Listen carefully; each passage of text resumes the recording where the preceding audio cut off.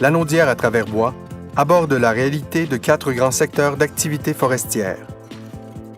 Ce bref portrait a été réalisé au cours de la fin de l'été 2013, 6 mois après la mise en application du nouveau régime forestier du Québec et de la stratégie d'aménagement durable des forêts par le ministère des Ressources naturelles. Tous les intervenants qui ont accepté de parler dans leurs mots de leurs réalisations, contraintes et défis en regard de la forêt ont en commun une grande passion pour leur territoire. Je me présente Paul-Émile Ottawa, chef de la communauté Atikamekw de Manoine, un village de 2500 personnes. Mon nom est Pascal Ottawa, je suis coordonnateur de tourisme Manoine. Bonjour, je m'appelle Carl Ottawa et je travaille comme guide à Amdagan. Et je reçois des touristes soit tout l'été ou maintenant l'hiver.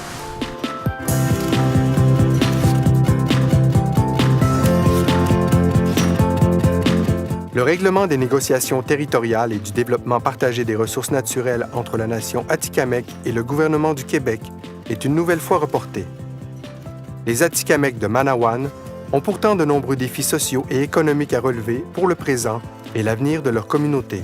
Manoine compte 5 grands territoires.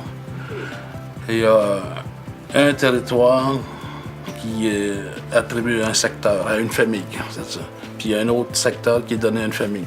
Puis le chef de la communauté a à sa disposition un territoire. Puis sous chaque chef de clan, il y a plusieurs chefs de territoire. Mon attachement à la forêt, la terre ne nous appartient pas, mais on fait partie même l'intégrante de la terre, de la forêt, puis on fait partie. C'est comme, je dirais peut-être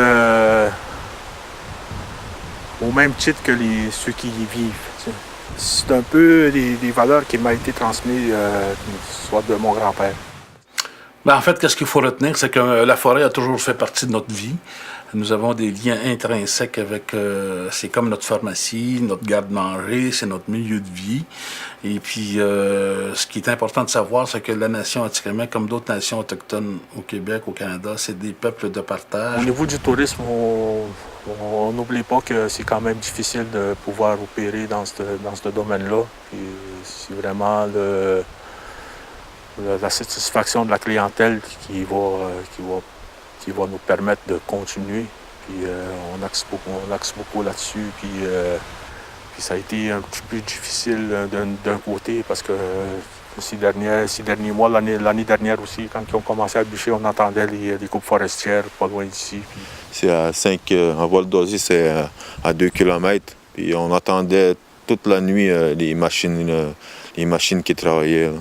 Puis c'était nuisant pour nos clients aussi. Depuis 97-98, nous avons des ententes de financement avec le MRN qui, elle, perçoit des redevances ou des droits de coupe aux industriels forestiers. Et puis, on nous transfère une partie de ces revenus-là que le gouvernement perçoit pour justement mettre en place une structure de consultation puis de validation au niveau des plans annuels d'intervention qui sont tels que présentés préparé anciennement par les compagnies forestières. Mais dans le nouveau régime, on sait que c'est le gouvernement qui en a la responsabilité.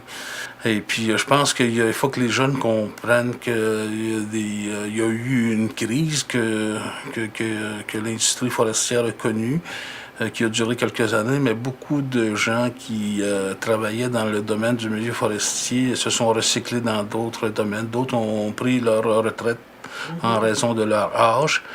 Ce qui amène quand même des possibilités d'emploi intéressantes pour nos jeunes. En fait, moi-même, j'ai déjà interpellé certains industriels forestiers, puis on leur disait que ce serait peut-être souhaitable que des Atikamekw soient embauchés dans des usines de transformation. Ils disent, écoute, s'ils ne veulent plus aller en forêt, mais écoute, s'ils n'ont pas de machinerie, mais ce serait peut-être... envisageable et puis certainement souhaitable de les embaucher dans des usines de transformation. Actuellement, on a un jeune qui a fait son cours puis qui travaille à l'extérieur de la communauté, puis dans la Lanaudière en plus. Fier d'être à Atikamekw, c'est de vivre sur le territoire et d'être en harmonie avec la nature, avec les gens qui nous entourent.